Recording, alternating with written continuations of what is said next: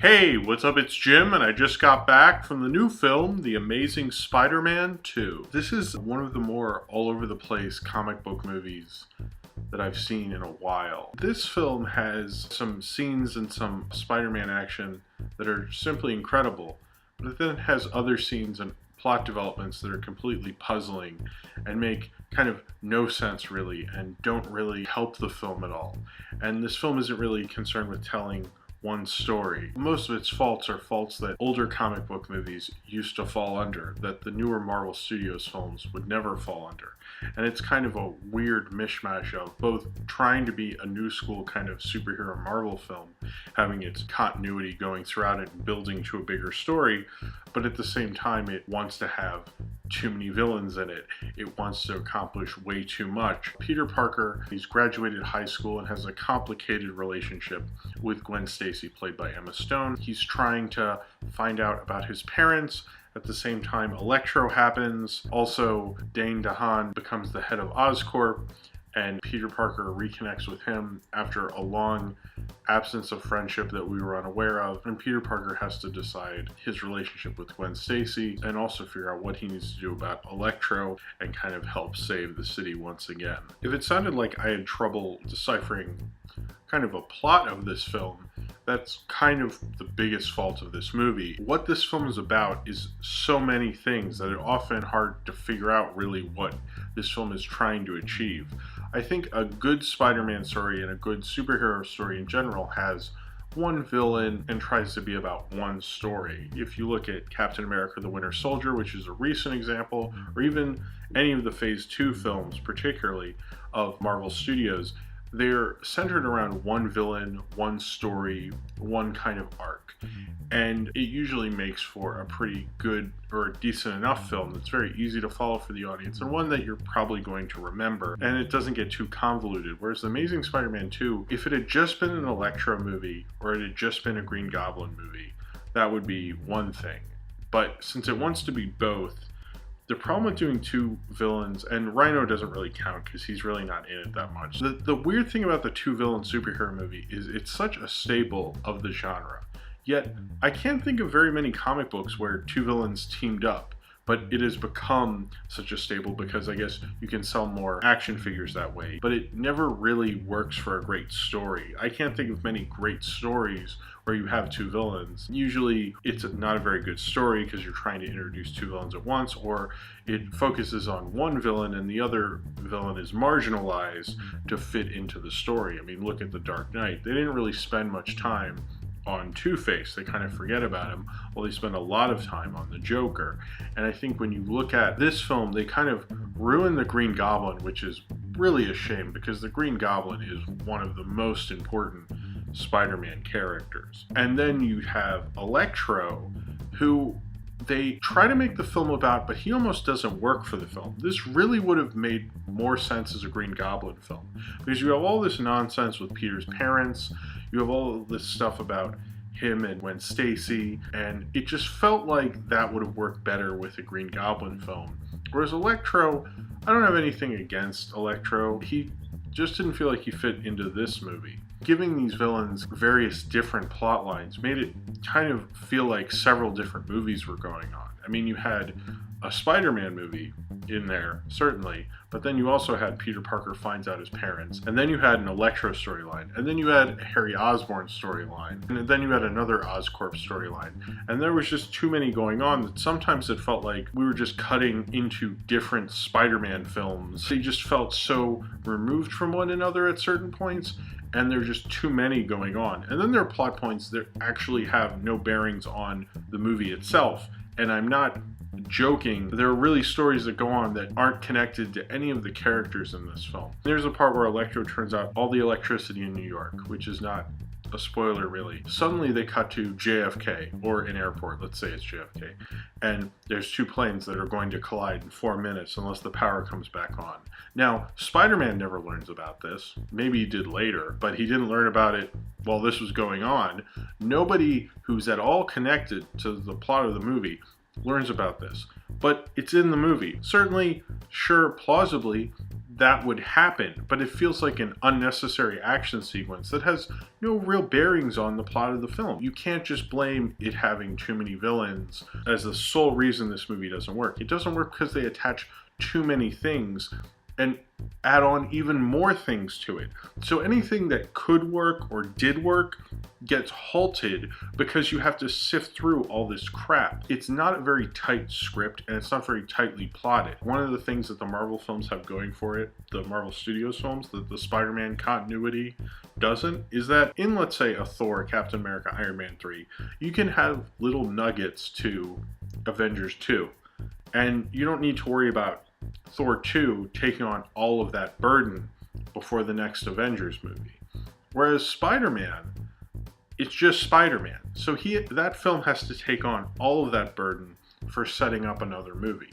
So setting up the further continuity that will supposedly lead up to the Sinister Six doesn't really work to have one character like Spider-Man hold that burden, because it's just too much for one film franchise to really take on. This film did it too frequently. I mean, certainly the original Spider-Man 2 did it with that Harry Osborn scene at the end, but the difference between that is that was just one scene. This is too much of the movie. And the plot of it, it just felt like the runtime is so long, it just felt like it was going on and on and on and on, and they didn't really know where to end it. And I don't think they knew where to end it because they didn't have a real theme to it. It wasn't really telling one complete story. They gave it kind of an ending, but it was kind of a forced on ending just to make it kind of wrap up somehow. Two of the things that I think are particularly good about this Spider-Man movie are when Spider-Man's jumping around and when Andrew Garfield's Spider-Man, that's some of the best parts of the movie. And there's some stunning Spider-Man sequences that I've never seen done in a Spider-Man movie before. This is a definite step up from the last one, and I was surprised how good some of these sequences were. The opening sequence is great, a lot of the stuff with Electro, but just watching Spider-Man jump around made me remember reading Spider-Man comics and had that comic booky feel that Spider-Man action sequences really should have. And then also you have the chemistry between Andrew Garfield and Emma Stone. And Emma Stone, I think, is the best actor of this whole franchise and of this film. She does a great performance. She has a lot of chemistry with Andrew Garfield, but she has a great personality in this film. She was the only one who really got her character. I think she's the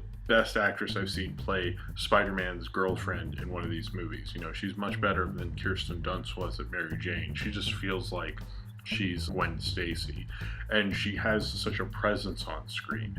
I don't think Andrew Garfield is nearly as good at Peter Parker as he is when he's in the Spider-Man suit. And it feels like it is him in the Spider-Man suit, even though that probably isn't true all the time. I don't know how, who does his stunts and whatnot, but at least like when he's doing the ADR for Spider-Man, it feels like very genuine. It feels like Spider-Man. Andrew Garfield's very good at Spider-Man, but he doesn't embody Peter Parker. What's with Andrew Garfield has that hint of a New York accent, even though Aunt May, Uncle Ben, his parents don't. So like, why does he do that? And I kind of feel like when he's Peter Parker, he's almost trying too hard, like he understands how important the part is and the character is too much. I feel like he could definitely play a good Peter Parker, but he has yet to do it. He hasn't had his Peter Parker role, he's had his Spider-Man role. But his chemistry with Emma Stone is amazing. Even if they weren't going out, you'd think they were going out because they have such electricity between them, and it really makes the movie. Jamie Foxx and Paul Giamatti feel like they're just playing kind of caricatures. They're not really getting into the characters of it. It feels like they're kind of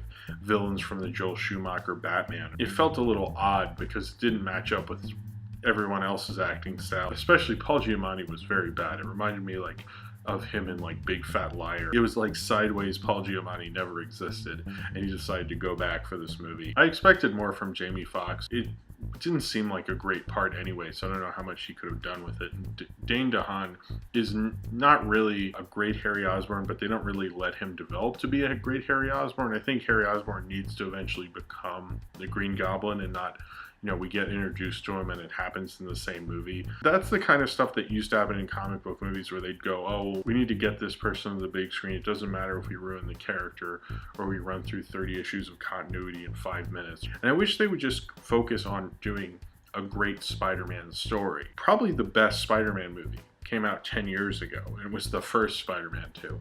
And I can't believe I'm saying that. That, and if you look at Captain America and a lot of the Marvel Phase 2 films, focus on just being one good story. And I think this film just couldn't do that. It had to do all the old genre trappings of early superhero films and not do what Marvel has learned on how to make a good superhero movie. I hope this franchise will readjust itself and kind of learn the lessons that Marvel Studios has learned.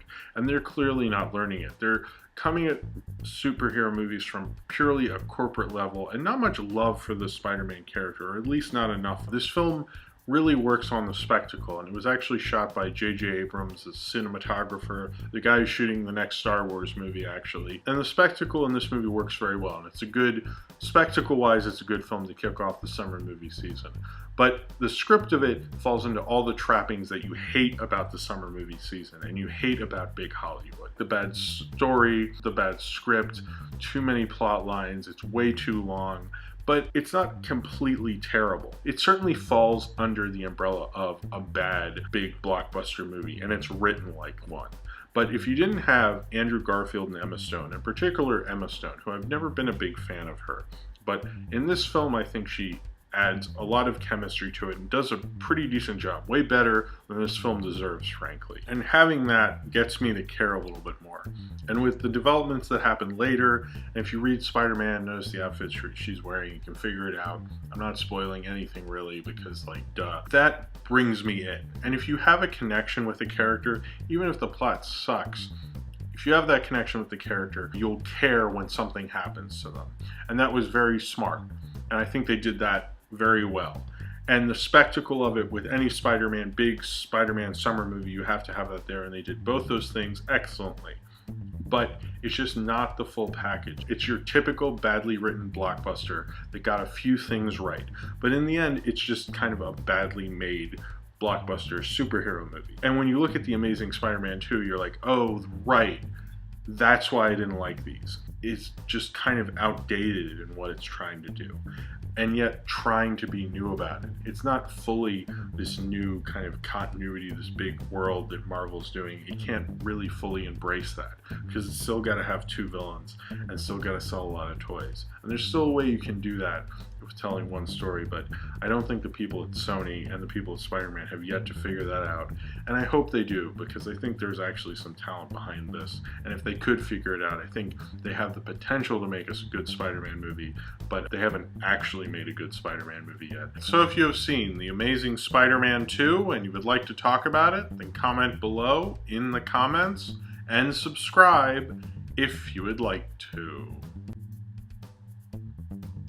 Got my haircut. So, first haircut video.